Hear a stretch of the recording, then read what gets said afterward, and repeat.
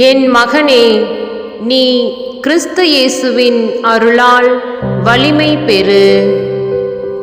திருத்தூதர் பவுல் தீமோத்தேயுவுக்கு எழுதிய 2ஆம் திருமுகம் 2வது அதிகாரம் 1வது இறை திருவசனம்.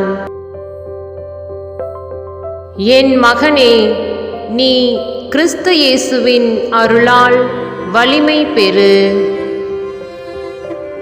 திருத்தூதர் பவுல் தீமோத்தேயுவுக்கு எழுதிய 2ஆம் திருமுகம் 2வது அதிகாரம் 1வது இறை திருவசனம்.